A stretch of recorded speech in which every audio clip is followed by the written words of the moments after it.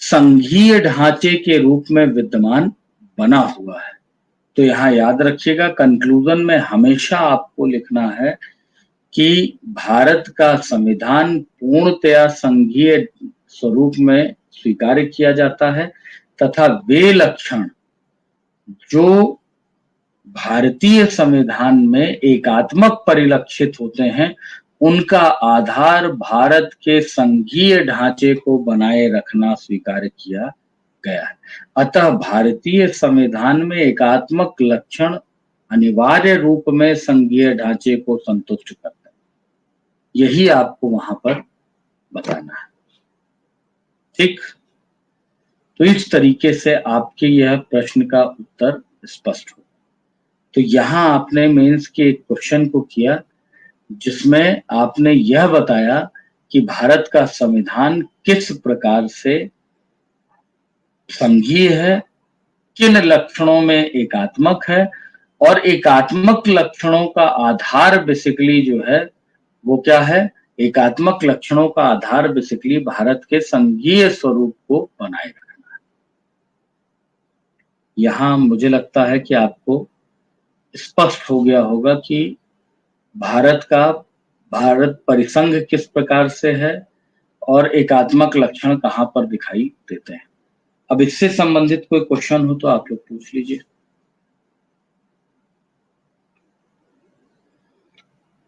कोई भी प्रश्न हो तो पूछ लें आप लोग। 1 मिनट का समय दे रहा हूं आप लोगों को पूछने के लिए।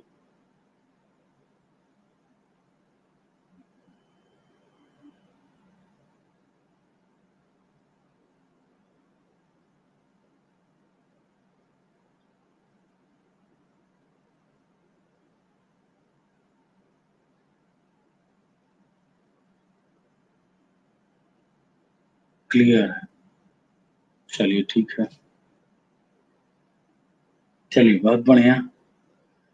अब एक नई शब्दावली जो हमारे संविधान के संदर्भ में बार बार इस्तेमाल हो रही है, जिस पर बराबर बल दिया गया है कि उस पर विचार प्रस्तुत होना चाहिए, वहां हम थोड़ा सा फोकस करते हैं।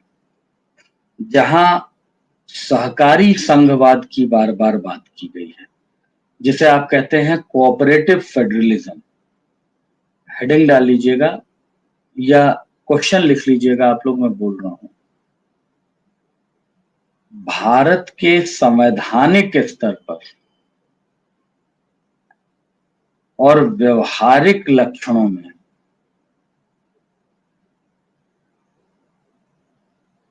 भारत के संवैधानिक स्तर पर व व्यवहारिक स्तरों पर प्रस्तुत होने वाले सहकारी संघवाद को स्पष्ट कीजिए। याद कीजिए, नीति आयोग के संदर्भ में हमेशा बात जब भी उठती है तो उसका उद्देश्य एक ही बताया जाता है, जिसे आप कहते हैं कोऑपरेटिव फेडरलिज्म, सहकारी संघवाद।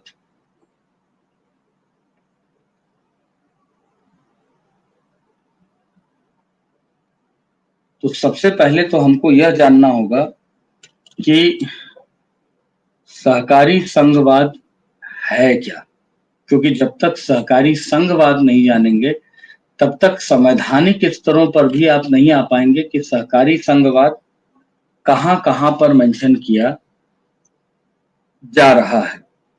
सहकारी संघवाद की जब हम बात करते हैं तो यहां याद रखिए, जब संघ और राज्यों के मध्य परस्पर सहयोग और समन्वय और सामंजस्य के साथ शासन व्यवस्था की स्थापना की जाती है, तो उसे ही सहकारी संघवाद कहा जाता है, कोऑपरेटिव फेडरलिज्म कहता है। संघवाद क्या है? केंद्र और राज्यों के बीच में समान शक्तियों का विभाजन करके शासन तंत्र की स्थापना करना। अब चूंकि अविनाशी संघ है तो स्वाभाविक है कि अविनाशी है तो केंद्र और राज्य के बीच में जो विवाद उत्पन्न होगा वह विवाद रिजॉल्व होना चाहिए। अर्थात कहीं ना कहीं यह माना गया है कि उस विवाद को समाप्त करके केंद्र और राज्य सहयोग और समन्वय के साथ राष्ट्र का विकास सुनिश्चित करें। अब यहां याद रखिएगा कि जब बार बार बात की जाती है सहकारी संघवाद में केंद्र और राज्य के बीच में सहयोग और समन्वय की, तो भारतीय संविधान में कई ऐसे पक्ष स्थापित किए गए हैं जहां सहकारी संघवाद की प्रवृत्ति की स्थापना होती है, मतलब केंद्र और राज्य के सहयोग मूलक स्तर पर पक्ष स्थापित होता है। पहले अनुच्छेद के अनुसार अगर हम आगे बढ़ेंगे तो शायद हमें संवैधानिक और गैर संवैधानिक दोनों पक्ष स्थापित हो जाएंगे। ठीक है, पहला अनुच्छेद जो आता है अनुच्छेद 252 है। अनुच्छेद 252 जो कहता है वह यह कहता है कि राज्यों की, दो या दो से अधिक राज्यों की सहमति पर संघ सरकार के द्वारा राज्य सूची के विषय पर कानून बनाया जा सकता है।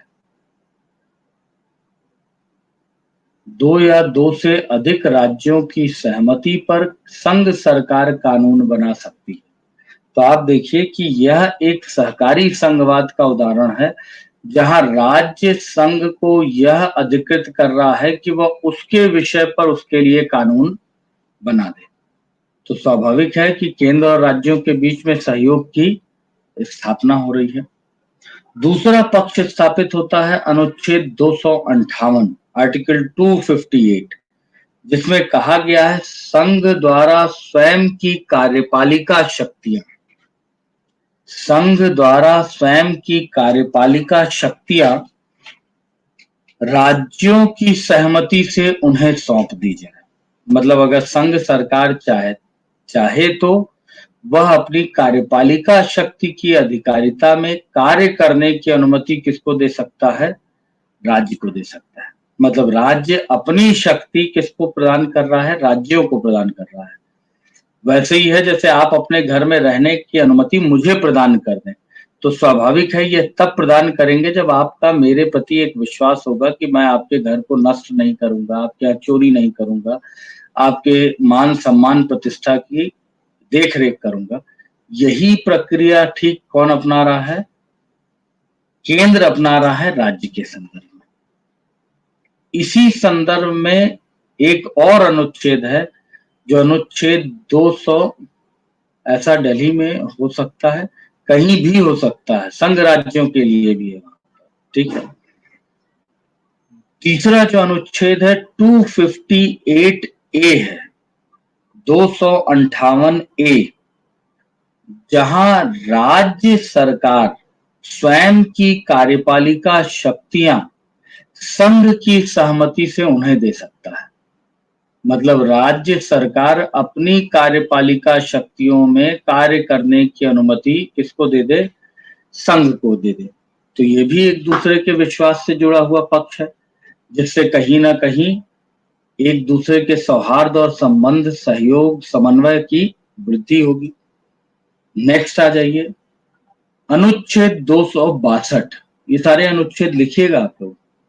अनुच्छेद 262 आर्टिकल 262, अंतरराज्यीय नदी जल बंटवारा, जहां कहा गया है कि अगर नदी जल बंटवारे के लिए दो राज्यों के बीच में किसी प्रकार का विभेद या विरोध विद्यमान होता है, तो वैसी अवस्था में केंद्र सरकार के द्वारा गठित जो परिषद होगी उसका निर्णय सर्वोच्च होगा। और आपको पता है इसके लिए नदी जल बंटवारा एक प्राधिकरण बना है जो देश में किन्हीं भी राज्यों के बीच में नदियों के जल बंटवारे पर अंतिम रूप में निर्णय निर्धारण करता है। पीछे कावेरी जल विवाद पर इस पर काफी बात हुई थी। तो अनुच्छेद 262 भी कहीं ना कहीं राज्यों के विवादों को निपटारा कौन कर रहा है? जल के विभाजन में कहीं ना कहीं केंद्र सरकार के द्वारा किया जा रहा है। फिर आ जाइए अनुच्छेद 263 आर्टिकल 263, जिसमें इंटर स्टेट काउंसिल अंतरराज्यीय परिषद की व्यवस्था की गई है कि राष्ट्रपति के द्वारा राज्यों में सहयोग और समन्वय बनाए रखने के लिए अंतरराज्यीय परिषद केंद्र के तत्वाधान में गठित की जाएगी। अब देखिए 5 अंतरराज्यीय परिषद है और एक पूर्वोत्तर परिषद भी है वहां पर। तो वैसी अवस्था में यह भी केंद्र और राज्यों तथा राज्यों के बीच में सहयोग, समन्वय और सौहार्द को क्या कर रहा है? बढ़ा रहा है इस स्तर पर। तो यह भी एक पक्ष स्थापित होता है सहकारी संघवाद का, जो भारतीय संविधान में स्थापित किया गया है। फिर उसके बाद अभी हाल फिलहाल में एक अनुच्छेद जोड़ा गया, आर्टिकल 279 ए, अनुच्छेद 279 ए, जिसमें जीएसटी काउंसिल को जोड़ा गया। 263 में अंतरराज्यीय परिषद है विनय, अंतरराज्यीय परिषद इंटर स्टेट काउंसिल है। और हमने अब जो बताया वो 279 ए जीएसटी काउंसिल है कि जो नया कराधान व्यवस्था लागू की गई है, अगर उसमें किसी प्रकार का विवाद स्थापित होता है तो वैसी स्थिति में केंद्र और राज्य से मिलकर बनी हुई अंतरराज्यीय परिषद उसका निर्धारण करेगी। मतलब केंद्र और राज्य का सहयोग जीएसटी परिषद के स्तर पर भी स्थापित हो रहा है। फिर एक अनुच्छेद इसमें और आता है, वह आता है अनुच्छेद 280, आर्टिकल 280। जिन्होंने पढ़ा होगा उन्हें पता है, यह है वित्त आयोग, राष्ट्रीय वित्त आयोग है। अर्थात केंद्र और राज्यों के मध्य वित्त का बंटवारा सुनिश्चित करने के लिए जो आयोग बना है उसको आप कहते हैं राष्ट्रीय वित्त आयोग, जो केंद्र और राज्य के बीच में वित्त का उचित बंटवारा, करों के मध्य विभाजन का उचित समन्वय करके कहीं ना कहीं केंद्र और राज्यों के बीच में विवादों को दूर करता है तथा इसके साथ ही साथ उनके मध्य सहयोग, सौहार्द को बढ़ाता है। तो ये एक अनुच्छेद था 280, जो सहकारी संघवाद को संविधान में प्रेरित कर रहा है। इसके अतिरिक्त जब हम बात करते हैं तो नेक्स्ट आ जाते हैं अनुच्छेद 290, जिसमें संघ व राज्यों के मध्य कुछ खर्चों का समायोजन किया गया है। मतलब कुछ ऐसे खर्च होंगे जिन्हें केंद्र और राज्य सरकारें आपसी सहमति से उठाएंगी या मिल करके उठाएंगी, इसका स्पष्ट उल्लेख वहां पर किया गया है, जो इस रूप में आप जानते हैं। ठीक, तो यह भी कहीं ना कहीं आपके वे प्रावधान हैं जिसके माध्यम से कहीं ना कहीं सहकारी संघवाद की स्थापना होती है। तो मुझे लगता है कि यह वह पक्ष है जिसके माध्यम से आप कहीं ना कहीं संविधान में सहकारी संघवाद के पक्ष की स्थापना करते हैं। मुझे लगता है यहाँ कोई अब संशय आपके हृदय में नहीं होगा संवैधानिक स्तर पर।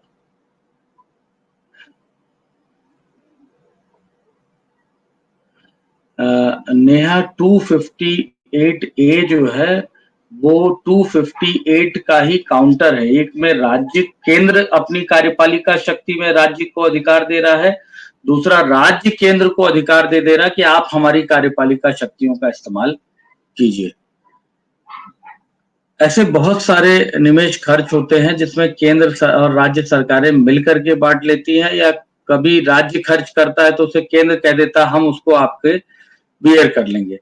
जैसे मान लीजिए किसी आपदा में किसी राज्य ने अपने फंड से खर्च किया, केंद्र उसकी भरपूर्ति कर देता है कि आपने जो इस आपदा में खर्च किया था यह केंद्र के द्वारा आपको प्रदान किया जा रहा है। ठीक, फर्स्ट पॉइंट क्लियर कर दीजिए, कौन सा फर्स्ट पॉइंट है अंशुल? फर्स्ट पॉइंट कौन सा था, याद दिला देंगे थोड़ा सा तो मैं आपको ब्रीफ कर दूंगा उसे।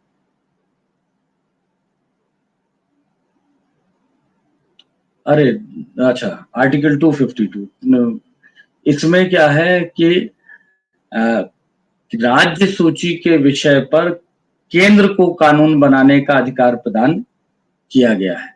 मतलब राज्य सूची के विषय पर केंद्र कानून बना सकता है, जबकि आपके यहाँ तो परिसंघ की व्यवस्था में क्या कहा गया है, केंद्र और राज्य के कार्यक्षेत्र अलग हैं, इसलिए केंद्र और राज्य एक दूसरे के कार्यक्षेत्र में हस्तक्षेप नहीं करेंगे। लास्ट आर्टिकल 290 था कि खर्चों के संदर्भ में आम सहमति स्थापित करना। ठीक विनय, अब आगे आ जाइएगा। ये तो हो गया संवैधानिक पक्ष। इसके अलावा कुछ गैर संवैधानिक भी व्यवहार हैं जिनके माध्यम से कहीं ना कहीं केंद्र और राज्यों के बीच में सहयोग और समन्वय की स्थापना की जाती है। अब उसके अंतर्गत ऐसे कौन से पक्ष हैं जो केंद्र और राज्य के बीच में इस पक्ष की स्थापना करते हैं?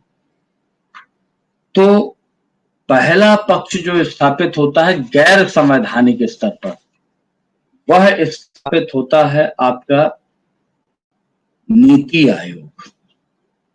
नीति आयोग की स्थापना और योजना आयोग की समाप्ति का कारण सहकारी संघवाद ही था। अर्थात सहकारी संघवाद को ही आधार बना करके नीति आयोग की स्थापना की गई और योजना आयोग को डिसॉल्व किया गया। अर्थात यह मानना था कि योजना आयोग में राज्यों का प्रतिनिधित्व नीति निर्माण में नहीं था, जबकि नीति आयोग के अंतर्गत इस बात का विशेष ध्यान रखा गया है कि राज्यों का योजना निर्माण में एक अनिवार्य रूप में सहयोग समन्वय स्थापित हो। तो यहाँ याद रखिएगा कि गैर संवैधानिक प्रावधान में सहकारी संघवाद का सबसे उपयुक्त उदाहरण जो है वो नीति आयोग। दूसरा जो व्यवस्था की गई है 1956 में क्षेत्रीय परिषद, जो रीजनल काउंसिल की व्यवस्था की गई है, जिसे आपने 6 भागों में बांटा है, उसे भी आप क्षेत्रीय परिषद का भी आधार यह है कि क्षेत्रीय विवादों को दूर किया जाए और राज्यों के बीच में आपसी आम सहमति की स्थापना की जाए। तो वह भी कहीं ना कहीं क्षेत्रीय परिषद भी आपका गैर संवैधानिक आधारों पर स्थापित होने वाला आधार है। विनय, मैंने बताया कि अनुच्छेद 290 में एक दूसरे की सहमति से खर्च का वहन करना, मतलब केंद्र राज्य का खर्च कोई वहन कर ले या आधा आधा बांट ले, इसकी बात हम कर रहे हैं। ठीक है, डिटेल दें सर इसका प्लीज। मतलब डिटेल मैंने बताया कि जैसे मान लीजिए आपदा में राज्य में कोई आपदा ही उसने व्यय कर दिया और केंद्र को लगा कि यह जो व्यय राज्य ने किया है वो अपने विकासात्मक कार्यों से किया, इसकी भरपाई राज्य के केंद्र द्वारा कर दी जाए। तो ये क्या है, वो आपसी वित्त का समन्वय और सहयोग है। क्षेत्रीय परिषद जो क्षेत्रीय परिषद होती, रीजनल काउंसिल, क्षेत्रीय स्तर पर राज्यों में सांस्कृतिक सीमा, जल विवाद आदि को लेकर के अलग अलग विवाद, ट्रेड डिस्प्यूट होते हैं। तो 1956 में यह कहा गया कि राज्यों के मध्य विवाद को दूर करने के लिए क्षेत्रीय परिषद बनाई जाए। तो उन क्षेत्रीय परिषद को केंद्र के नेतृत्व में बनाया गया, जो कि गैर संवैधानिक है, मतलब उसका उल्लेख कहीं संविधान में नहीं किया गया है, और वह भी कहीं ना कहीं राज्य और केंद्र के बीच में उचित संबंध की स्थापना को प्रेरित और प्रोत्साहित करता है। इसके अलावा जब हम गैर संवैधानिक स्तर पर आते हैं तो अन्य पक्षों में जो समय समय पर होने वाले सम्मेलन हैं, जैसे सभी राज्यों के राज्यपालों का सम्मेलन हो गया, सभी राज्यों के मुख्यमंत्रियों का सम्मेलन हो गया, यह भी कहीं ना कहीं सहकारी संघवाद की प्रेरणा स्थापित करता है। जैसे अभी कोविड की स्थिति में आपने देखा, लॉकडाउन हो रहा था, लॉकडाउन हुआ तो मोदी जी ने पहले सभी राज्यों के मुख्यमंत्रियों से चर्चा की। अभी भी जो विषम परिस्थितियां कोविड-19 की स्थापित हो रही है, उसमें भी मोदी जी लगातार राज्य के विविध मुख्यमंत्रियों से चर्चा पर चर्चा कर रहे हैं। लॉकडाउन करें नहीं करें इस पर विचार विमर्श कर रहे हैं। तो यह भी क्या कर रहा है, सहकारी संघवाद है। केंद्र चाहे तो कभी भी वह निर्णय ले सकता है, लेकिन वह राज्यों की सहमति से स्थापित कर रहा है, जिससे सहयोग और समन्वय क्या होगा, बढ़ेगा। तो एक गैर संवैधानिक पक्ष यह भी है कि जो राज्यपालों, मुख्यमंत्रियों आदि का जो वार्षिक सम्मेलन आयोजन होता है, वह भी कहीं न कहीं सहकारी संघवाद को प्रोत्साहित और प्रेरित करता है। तो ये वो पक्ष हैं। क्षेत्रीय परिषद विनय अभी आगे हम आएंगे, क्षेत्रीय परिषद पर चर्चा करेंगे वहां पर, क्योंकि क्षेत्रीय परिषद आपके विषय का है जिसको आपको थोड़ा डीप में जानना चाहिए। और मेंस में नहीं, क्षेत्रीय परिषद जब भी पूछा जाएगा तो आपका वो प्रीलिम्स का टॉपिक है बेसिकली। ठीक है, कौन सी क्षेत्रीय परिषद में कौन सा राज्य आता है, कितनी क्षेत्रीय परिषद है, पूर्वोत्तर क्षेत्रीय परिषद का गठन कब किया गया 1971, ऐसे क्वेश्चन प्रीलिम्स में पूछे जा सकते हैं। क्षेत्रीय परिषद चूंकि संवैधानिक प्रावधान नहीं, इसलिए मेंस के लिए उतना ज्यादा वह इम्पोर्टेंट नहीं है वहां पर। ठीक, तो ये वो पक्ष थे जो सहकारी संघवाद से जुड़े हुए थे और आपके जो संविधान और संविधान के इतर प्रयास संपन्न किए गए हैं उनसे संबंधित। यहां कोई संशय हो तो पूछ लीजिए आप।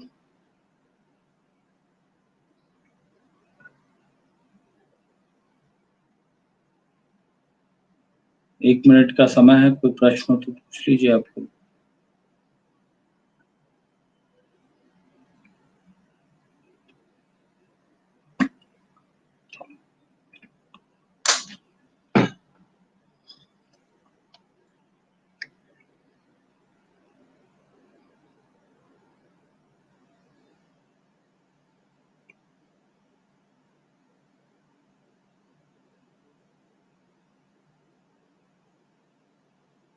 नीति आयोग भी आगे करेंगे हम लोग, सारे आयोग एक साथ करेंगे।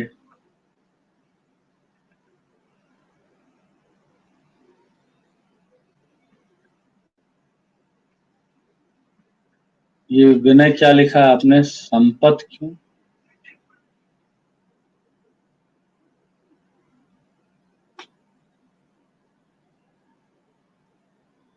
अंतरराज्यीय परिषद जो है वो संवैधानिक निकाय है। अनुच्छेद 253 में अंतरराज्यीय परिषद के गठन की बात की गई है और क्षेत्रीय परिषद संवैधानिक निकाय के रूप में विद्यमान नहीं है।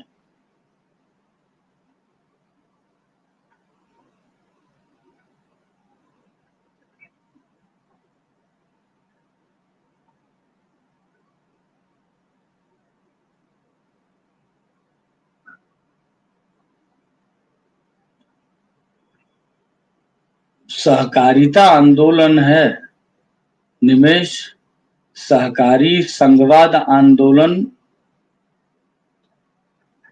ही सर एमपी में नहीं। सहकारी संघ सहकारिता आंदोलन है, वो सहकारी संघवाद का कोई आंदोलन नहीं है।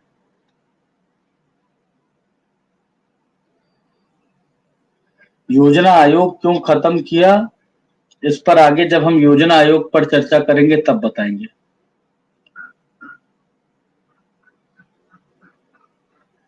योजना आयोग जो था वो गैर संवैधानिक निकाय था, मंत्रिमंडलीय संकल्प से स्थापित हुआ था, इसलिए राज्यों की सहमति की कोई आवश्यकता नहीं थी इसमें।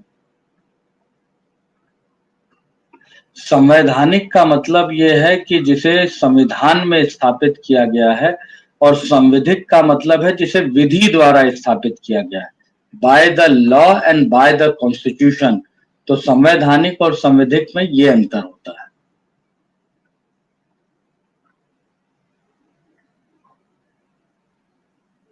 सहकारी संघवाद की रक्षा कोई समस्याएं नहीं है। सहकारी संघवाद अगर आपने परिसंघीय ढांचे को अपनाया है तो आपके लिए अनिवार्य है सहकारी संघवाद को मानना, क्योंकि सहकारी संघवाद से वह परिसंघ और मजबूत होता है, अन्यथा परिसंघ की मजबूती स्थापित नहीं होगी।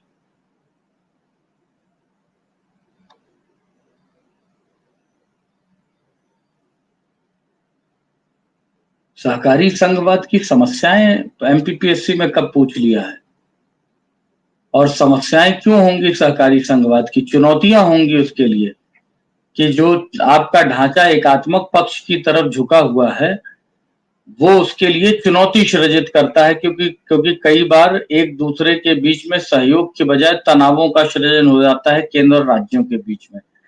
आपके यहाँ जब केंद्र और राज्य में अलग अलग दलों की सरकारें स्थापित हो जाती हैं, तो वहां राज्यों और केंद्र के बीच में सहयोग और समन्वय स्थापित नहीं होता है। फॉर एग्जाम्पल ले लीजिए, अभी आपके यहाँ इसके पहले राज्य में कांग्रेस की सरकार थी, केंद्र में आपके यहाँ बीजेपी की सरकार थी। आपके यहाँ सरकार को केंद्र से पैसा नहीं मिल रहा था उस दौरान, वो पूरे समय रोते रहे कि उनके पास पैसा नहीं है, और शिवराज जी खजाना खाली करके उनको दे के गए थे और उनको भी खजाना खाली मिला है, शिवराज जी को। लेकिन शिवराज जी इस कोविड फेज में भी, जहां उनके पास टैक्स का कलेक्शन नहीं है, बाकी चीजें नई रेवेन्यू वाली चल रही, तब भी वो कभी पैसे का रोना नहीं रो रहे हैं। वो बार-बार यही कह रहे हैं सारी चीजें होगी, गेहूं की रिकॉर्ड खरीदी कर ली उन्होंने सब। तो वो समस्याएं हैं सहकारी संघवाद में राजनीतिक स्तर पर, लेकिन वो चुनौतियां हैं, समस्या नहीं है। चुनौती वो होती है जिसे आप दूर कर सकते हैं, ठीक है। समस्या का मतलब उस सिद्धांत पर ही क्वेश्चन मार्क उठा लेना होता है, ठीक है। आप मध्य प्रदेश में ये सहकारी संघवाद की संभावना नहीं, आपके यहाँ सहकारी संघवाद को संविधान ने स्थापित किया है। मैंने आपको कम से कम 10 अनुच्छेद बता दिए जिसके माध्यम से आपके यहाँ सहकारी संघवाद की स्थापना की गई है।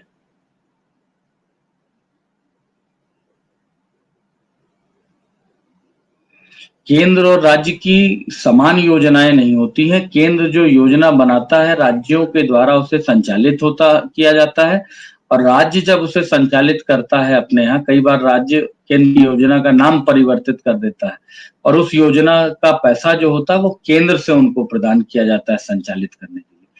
बहुत मेरे ख्याल से ऐसी कोई योजना नहीं है जिस पर केंद्र और राज्य की दोनों की सहमति बना करके योजना बनाई जाती है।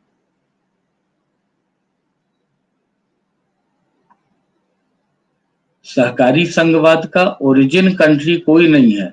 जब आप परिसंघीय ढांचा बनाए हैं, तब उसी समय आपके यहाँ सहकारी संघवाद की भावना को ही ध्यान में रख करके परिसंघ का सृजन हुआ।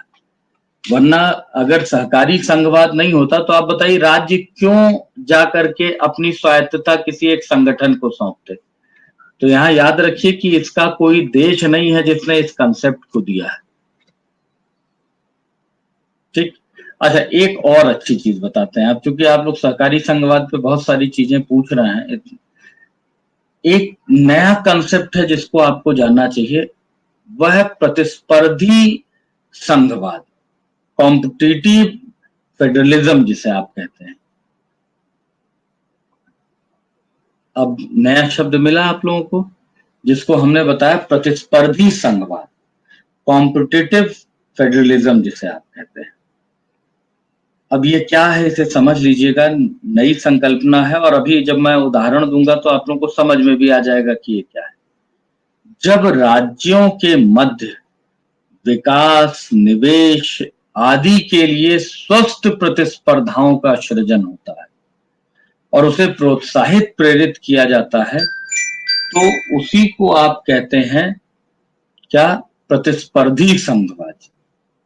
अब यहां पर समझिएगा कि आपके यहाँ प्रतिस्पर्धी संघवाद की जब हम बात करते हैं, तो प्रतिस्पर्धी संघवाद में आपके यहाँ स्वच्छता सर्वेक्षण प्रतिस्पर्धी संघवाद का उदाहरण है। जब आपके यहाँ स्मार्ट सिटी प्रोजेक्ट पर ये होता है, कौन से स्मार्ट सिटी प्रोजेक्ट में अच्छा काम हो रहा है। जब आपके यहाँ स्वास्थ्य पर कोई प्रतिस्पर्धा आयोजित की जा रही है राज्यों के बीच में, तो यह एक प्रकार का प्रतिस्पर्धी संघवाद है, जहां राज्य स्वस्थ प्रतिस्पर्धा कर रहे हैं विकास और निवेश को ध्यान में रख करके। तो नवीन संघवादी अवधारणा है राज्यों के बीच में विकास निवेश के लिए स्वस्थ प्रतिस्पर्धा का सृजन करना, जिसे आप क्या कहते हैं, जिसे आप कहते हैं प्रतिस्पर्धी संघवाद। तो यहां हमने आपको एक चीज खत्म की जिसमें संघीयता को पूरे विस्तार से बताया, संघीयता के लक्षण बता दिए, उसकी जो एकात्मक चुनौतियां हैं उनको बता दिया, कंक्लूजन दोनों का बता दिया। संघवाद के साथ साथ आपने कोऑपरेटिव फेडरलिज्म कर लिया, और एक छोटी सी डेफिनेशन हमने आपको प्रतिस्पर्धी संघवाद की भी बता दी। यहाँ कोई और संशय हो तो आप लोग पूछ लें कृपया, तब हम आगे बढ़ जाएं उसमें। कोई डाउट हो पूछ लीजिए।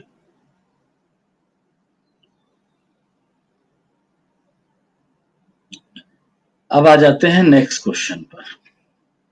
वो है संविधान का मूल ढांचा। ठीक, क्वेश्चन लिख लीजिएगा आप लोग। भारतीय संविधान के मूल ढांचे पर, भारतीय संविधान के मूल ढांचे पर प्रकाश डालिए।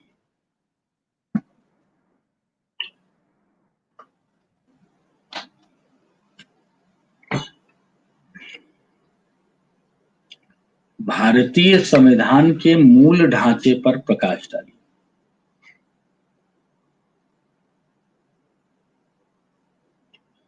मूल ढांचे को ही कई बार मूलभूत विशेषताएं भी कह दिया जाता है।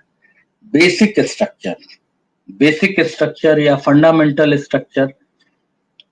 बेसिक स्ट्रक्चर वह होता है जो अनिवार्य घटक होता है, जिसमें किसी स्तर पर भी कोई परिवर्तन की गुंजाइश नहीं होती है, तो उसे क्या कहा जाता है? मूल ढांचा या बेसिक स्ट्रक्चर। अगर आप सब लोगों को ऑडिबल हो, विजिबल हो, तो एक बार हाँ कर दीजिए, तो इस क्वेश्चन पर हम आगे बढ़ जाएं। कुछ लोग हाँ कर देंगे तो मुझे लगेगा कि सबकी कनेक्टिविटी ठीक है।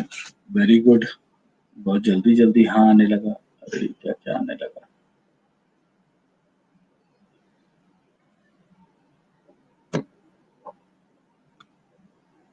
बहुत बढ़िया, धन्यवाद। चलिए, बहुत बढ़िया, धन्यवाद आप लोगों को। अब मूल ढांचा क्या है, इस पर हम थोड़ी सी चर्चा कर लेते हैं आपके साथ। जब हम बात करते हैं भारतीय संविधान के संदर्भ में, तो हमारे मूल संविधान में कहीं भी मूल ढांचा शब्द का उल्लेख नहीं किया गया, क्योंकि हमारा संविधान उद्देश्य रूप में स्थापित किया गया आपके प्रस्तावना से, और उसके व्यापक प्रावधानों को प्रारंभिक स्तर पर 395 अनुच्छेद और 8 अनुसूचियों में संकलित कर दिया गया। यह विषय ही नहीं था कि मूल ढांचा क्या है। बहुत सारी ऐसी चीजें हैं जिनको लेकर के संविधानविदों के बीच में संविधान निर्माण के समय भी सहमति विद्यमान नहीं थी। डॉक्टर भीमराव अंबेडकर ने शुरू से इस बात को कहा कि हम एक ऐसा संविधान नहीं बना सकते हैं जो चिरकाल तक उसी रूप में रहे। हम संभावनाओं पर एक आदर्श संविधान बनाने की दिशा में तत्पर हैं, और एक ऐसा संविधान बना रहे हैं जिसमें अगर आवश्यकता पड़ेगी तो मूलभूत परिवर्तन उस समय के लोगों के द्वारा किया जाएगा, उस समय की आवश्यकता के अनुसार। यह बात उस दौरान डॉक्टर भीमराव अंबेडकर ने स्पष्ट की थी। जब समय समय के साथ साथ यह परिवर्तन होने लगे, संविधानों में संशोधन होने लगा, संविधान की व्याख्या के संदर्भ में बार बार चुनौतियां आने लगी, मौलिक अधिकार, अभी जब आप आगे आएंगे तो उसमें लगातार विवाद का प्रक्रम स्थापित होता गया, केसेस के माध्यम में टकराव की स्थितियां स्थापित होने लगी केंद्र और राज्यों के बीच में, लोगों और राज्यों के बीच में भी टकराव की स्थितियां उत्पन्न होने लगी।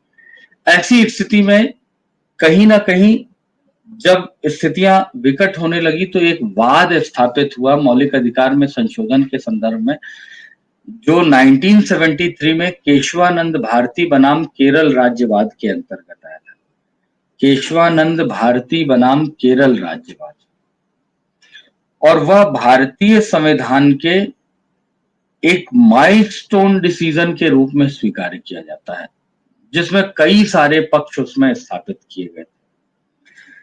अब वो पक्ष कौन कौन से स्थापित किए गए थे, तो यहां याद रखिएगा कि सबसे पहले तो इस वाद में जो चीजें कही गई उसमें यह कहा गया, संशोधनीयता का विषय था मौलिक अधिकारों की।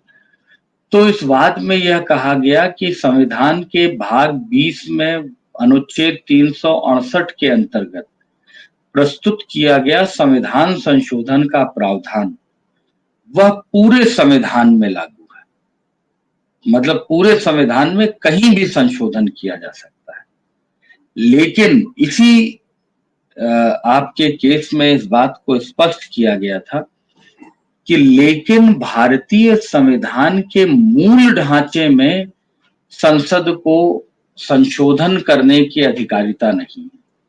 अर्थात संसद के द्वारा अगर मूल ढांचे में किसी प्रकार का परिवर्तन किया जा सकता है तो वह संशोधन या परिवर्तन अवैधानिक होगा, जिसे विधि शून्य माना जाएगा। अर्थात उसमें किसी प्रकार का परिवर्तन नहीं किया जा सकता है, अर्थात उस परिवर्तन को न्यायिक पुनरावलोकन के द्वारा चुनौती प्रदान की जा सकती है। न्यायालय उसे विधि शून्य घोषित कर सकता है। तो पहली बार मूल ढांचे का जो विचार प्रस्तुत किया गया था वह प्रस्तुत हुआ था केशवानंद भारती बनाम केरल राज्यवाद के अंतर्गत। केशवानंद भारती बनाम केरल राज्यवाद के अंतर्गत जो यह व्यवस्था स्थापित हुई थी उसमें और भी बहुत सारे डिसीजन थे, जैसे संविधान की प्रस्तावना को संविधान का अंग माना गया। उसी के माध्यम से कहा गया कि प्रस्तावना में भी संशोधन करने की अनुमति संसद को प्राप्त है, जिसके बाद 42वें संविधान से चीजें जोड़ी घटाई गई। तो ये सारी व्यवस्था उस दौरान स्थापित की गई।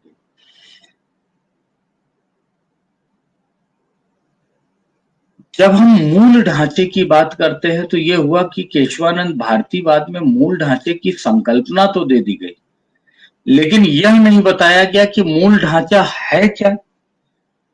तो वहां जो है उस वाद में यह कहा गया कि समय समय पर न्यायिक निर्णयों के द्वारा यह स्पष्ट किया जाएगा कि संविधान की का मूल ढांचा क्या है। अर्थात समय समय पर जो न्यायिक निर्णय स्थापित हुए उनके आधार पर भारतीय संविधान में कुछ ऐसे पक्ष स्थापित हुए जिन्हें हमने मूल ढांचे की संज्ञा प्रदान की। अब यहां से आ जाता है आपका मूल ढांचा। हमने आपसे बताया कि केशवानंद भारतीवाद से यह पक्ष स्थापित हुआ था। तो केशवानंद भारतीवाद में कुछ ऐसे पक्ष स्थापित हुए थे जिन्हें मूल ढांचे की संज्ञा प्रदान की गई। इसे लिख लीजिएगा आप लोग, क्योंकि इस फॉर्म में मैंने कभी आपको बताया नहीं है। तो केशवानंद भारती बनाम केरल राज्यवाद में जो मूल ढांचा स्वीकार किया गया उसमें जो पक्ष स्वीकार किए गए थे उसके अंतर्गत पहला पक्ष स्थापित किया गया था संविधान की सर्वोच्चता, कि कभी भी किसी भी आधार पर संविधान की सर्वोच्चता से कोई संशोधन नहीं किया जाएगा। तो पहला पक्ष मूल ढांचे में क्या है? संविधान की सर्वोच्चता। इसके साथ दूसरा पक्ष जो इस वाद में स्थापित किया गया था वो भारत का गणतंत्रात्मक और लोकतंत्रात्मक स्वरूप, मतलब भारत एक गणतंत्रात्मक लोकतंत्रात्मक राष्ट्र है, इसको भी हम बदल नहीं सकते हैं। ये केशवानंद भारतीवाद से स्थापित हुआ था। इसी वाद में जो तीसरा पक्ष स्थापित हुआ था वह था संविधान का धर्मनिरपेक्ष स्वरूप। मतलब संविधान का जो धर्मनिरपेक्ष स्वरूप है, India is a secular country, जहां धर्मनिरपेक्षता की स्थापना के लिए ही, अगर आपको याद हो तो अनुच्छेद 25 से लेकर के अनुच्छेद 28 तक के प्रावधान उस धर्मनिरपेक्षता को संरक्षण प्रदान कर रहे हैं, जहां व्यक्ति को अपने अंतःकरण और विश्वास से अपने धर्म की उपासना और आराधना करने की अनुमति प्रदान की गई है, मूर्त और अमूर्त प्रैक्टिस करने की अनुमति दी गई है। तो तीसरा पक्ष इसमें स्थापित किया गया था संविधान का धर्मनिरपेक्ष स्वरूप।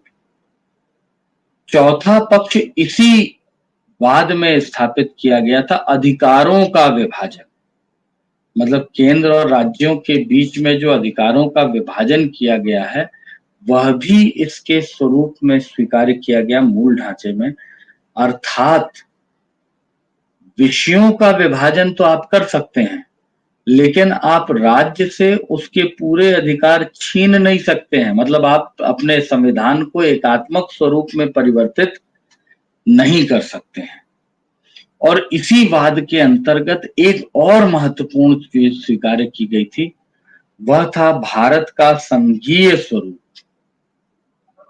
भारत का संघीय स्वरूप इसी वाद के अंतर्गत स्वीकार किया गया था।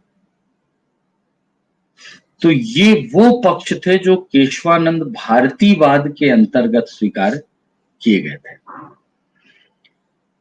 केशवानंद भारतीवाद का अगले पैराग्राफ में आप दूसरे पक्ष पर आप आकर के लिखेंगे इसको, तो आपके लिए बेहतर होगा। केशवानंद भारतीवाद का निर्णय निर्धारण किया था जस्टिस हेगड़े और जस्टिस मुखर्जी ने। जस्टिस हेगड़े और जस्टिस मुखर्जी ने बाद में मूल ढांचे में कुछ और चीजें बताई कि यह भी संविधान का मूल ढांचा है, जिसके अंतर्गत उन्होंने संविधान में दी गई व्यक्तिगत स्वतंत्रता को भी शामिल किया कि जो इंडिविजुअल लिबर्टी हमारे यहाँ डेमोक्रेसी में दी गई है, उसका हनन भी नहीं किया जा सकता है। तो आप देखिए, आपके अनुच्छेद 21 के अंतर्गत जो निजता का अधिकार है, वो आपकी इंडिविजुअल लिबर्टी को संरक्षण प्रदान कर रहा है। इसके अतिरिक्त इन्होंने भारत की एकता और संप्रभुता को भी मूल ढांचा माना कि ऐसा कोई व्यवहार जो देश की एकता और संप्रभुता को चुनौती दे रहा है, वह भी विधि शून्य हो जाएगा। मतलब जस्टिस हेगड़े और जस्टिस मुखर्जी ने एकता और संप्रभुता को भी हमारे देश की मूल ढांचा माना है। और उनके द्वारा कल्याणकारी राज्य के निर्माण में जनादेश को भी माना कि यह मूल ढांचा है, कि कल्याणकारी ढांचा क्या होगा, इसमें जनादेश निर्धारित करेगा कि कल्याणकारी ढांचा क्या होगा। तो जस्टिस हेगड़े और मुखर्जी ने इन्होंने स्वीकार किया था। बाद में सर्वोच्च न्यायालय के एक जस्टिस थे जगमोहन रेड्डी, उन्होंने भी मूल ढांचे की व्याख्या की। जगमोहन रेड्डी, उन्होंने भी मूल ढांचे की व्याख्या की और उन्होंने इस मूल ढांचे में, जगमोहन रेड्डी में, सामाजिक, आर्थिक और राजनीतिक न्याय को भी मूल ढांचा माना कि शासन प्रबंध और कार्य संचालन में सामाजिक, आर्थिक और राजनीतिक न्याय भी एक अनिवार्य घटक है जिससे वंचित नहीं किया जा सकता है। अब न्याय का मतलब क्या है? न्याय का मतलब विभेद नहीं होना। तो कहने का तात्पर्य यह है कि इस निर्णय से उन्होंने इस पक्ष को, मतलब सामाजिक, आर्थिक और राजनीतिक न्याय को भी उसी श्रेणी में रखा था जिसे उन्होंने मूल ढांचे के रूप में स्वीकारा, तथा इसके साथ साथ समानता और बंधुता के आदर्श को भी उन्होंने इसके अंतर्गत रखा था। समानता और बंधुता को भी अंतर्गत रखा।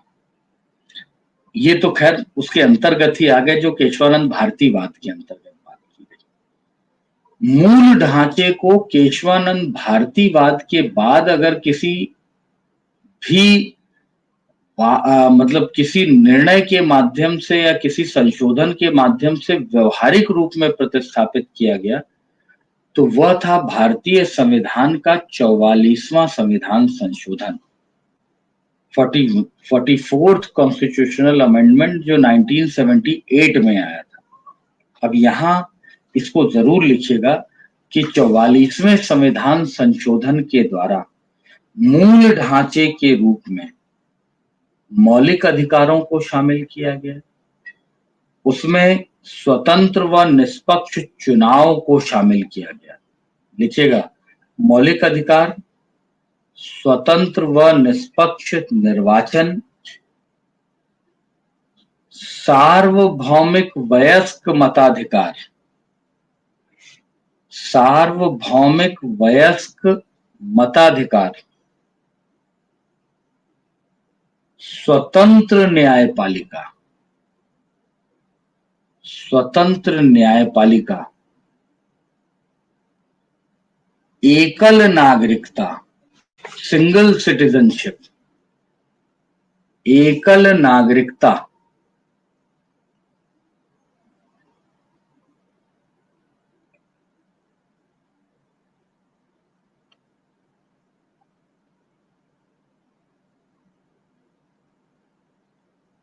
जब तक कोई देश बिना लोकतंत्र नहीं होगा तब तक वहां गणतंत्र भी नहीं आएगा दोस्त। तो लोकतंत्र से गणतंत्र बनता है। अगर आपको पता हो तो आपने देखा कि आज से 10 साल पहले नेपाल लोकतांत्रिक देश था लेकिन गणतांत्रिक नहीं था। लेकिन पीछे 2008-9 में वहां पर जो परिवर्तन हुआ उसके बाद मेरे ख्याल से 2010 में नेपाल को गणतंत्र राष्ट्र घोषित कर दिया गया। ठीक, तो लोकतंत्र पहली शर्त है, गणतंत्र दूसरी शर्त है। जैसे ब्रिटेन लोकतांत्रिक है लेकिन गणतांत्रिक नहीं है।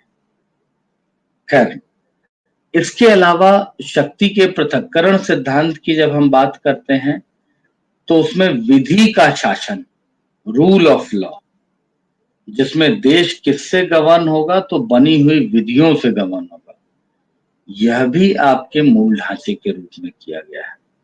शक्ति का पृथक्करण का सिद्धांत, सेपरेशन ऑफ पावर, वह भी आपके यहां मूल ढांचे के रूप में स्वीकार किया गया है। और अगर हम आपके संविधान में एक विशिष्ट लक्षण की बात करें जहां मौलिक अधिकार और नीति निदेशक तत्वों के मध्य एक उचित संतुलन की बात कही गई है, यह भी हमारे मौलिक मूल ढांचे के रूप में स्वीकार किया गया है। तो ये वे प्रबल पक्ष हैं जिनके आधार पर हमारे संविधान में मूल ढांचे का प्रबंध स्थापित किया गया है।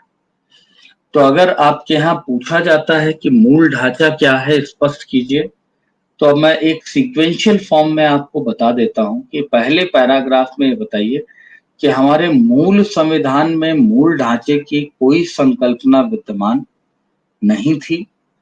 यद्यपि संवैधानिक संशोधनों के विवादों पर 1973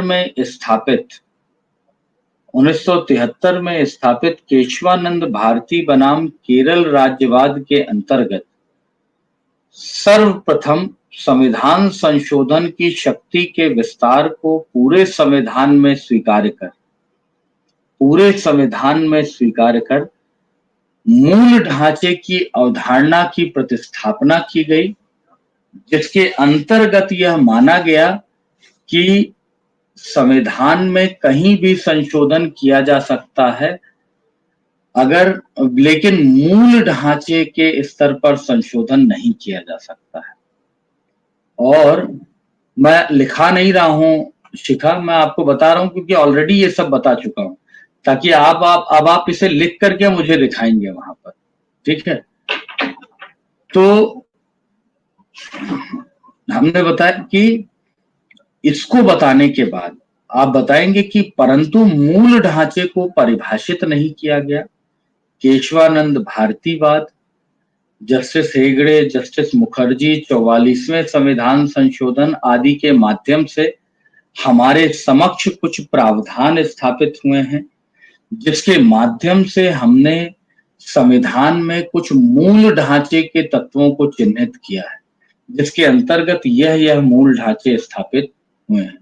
ठीक है, शुभेंद्र, आपने कहा है 44वें संविधान संशोधन से क्या क्या स्थापित हुआ था, तो उसमें मौलिक अधिकारों को शामिल किया गया था, उसमें आपके स्वतंत्र व निष्पक्ष निर्वाचन को स्वीकार किया गया था, उसमें सार्वभौमिक वयस्क मताधिकार को शामिल किया गया था, उसमें स्वतंत्र न्यायपालिका को स्वीकार किया गया था, विधि के शासन को स्वीकार किया गया था, उसके अलावा शक्ति के पृथक्करण के सिद्धांत को स्वीकार किया गया था, मौलिक अधिकार और नीति निदेशक तत्वों के समन्वय के स्वरूप को स्वीकार किया गया था।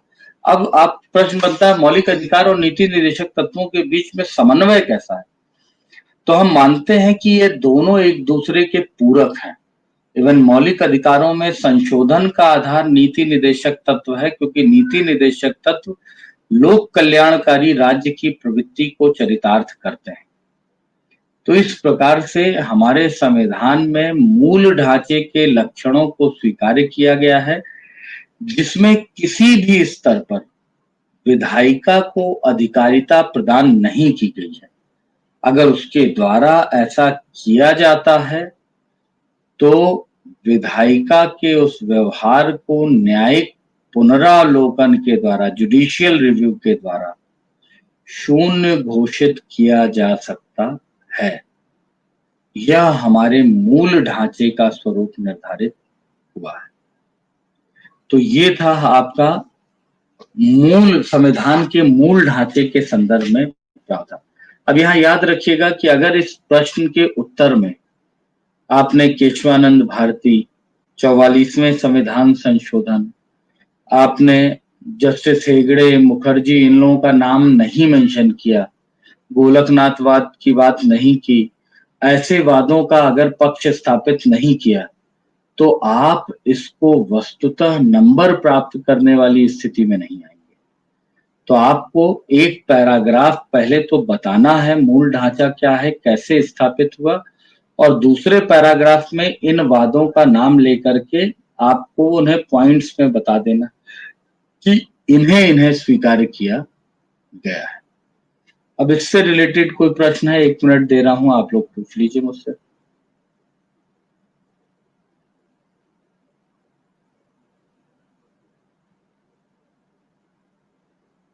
गोलकनाथवाद उसके पहले था, जिसमें ऑलरेडी विवाद था संशोधन को लेकर के। संशोधन को लेकर विवाद था, उसमें उन्होंने मौलिक अधिकारों में संशोधन को अस्वीकार कर दिया था।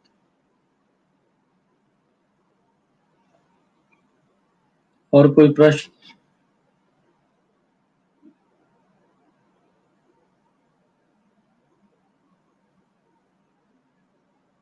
कोई प्रश्न हो पूछ लें आप लोग।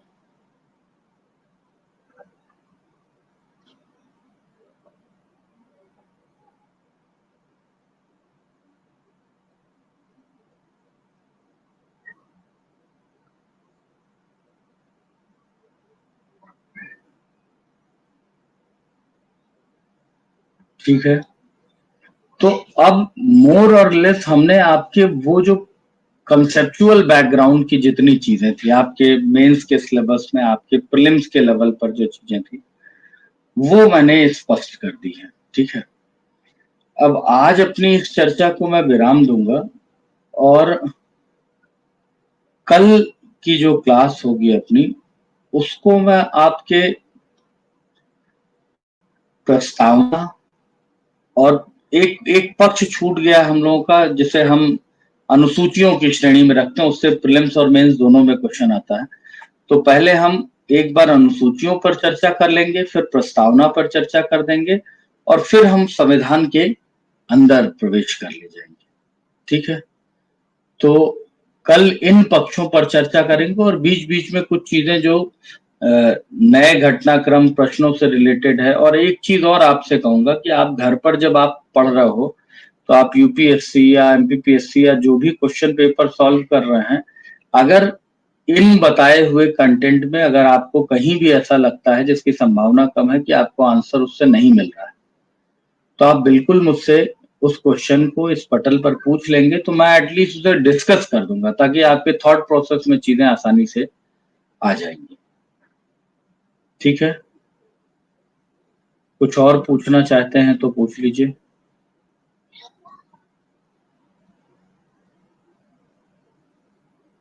कोई और प्रश्न हो तो आप लोग पूछ सकते हैं, किसी भी प्रकार का कोई प्रश्न हो पूछ लीजिए। एक चीज ये बताइए, 9:30 बजे मुझे एक बार डिसाइड कर लीजिए। देखिए, कई सारे लोग 9:30 बजे का, मैंने आपसे बताया कि ये जो मैंने आपको अभी मूल ढांचे पर प्रश्न बताया है, उसी को आपको लिख करके मुझे बताना है, क्योंकि मैंने उसे आपको लिखाने के हिसाब से उस तरीके से बता तो दिया, लिखाया नहीं है। बेहतर है कि उस फ्रेम में आप लोग कीजिए।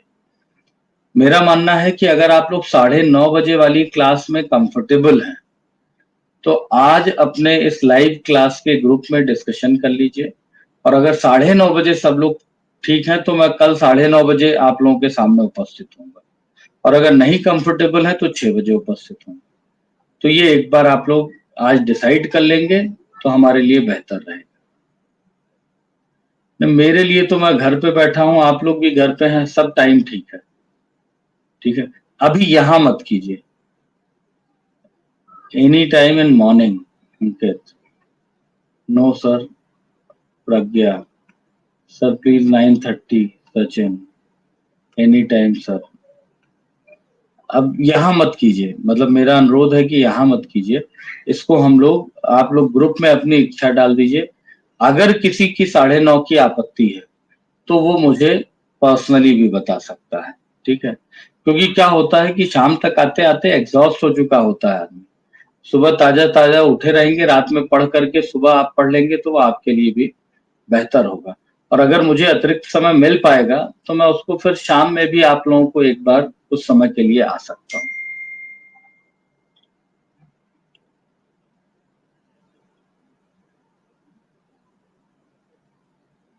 रवि, जो भी प्रॉब्लम है पर्सनली, अगर 9:30 बजे के लेवल पर, तो मुझे मैसेज करके, मुझसे बात करके बातों को बता सकता है।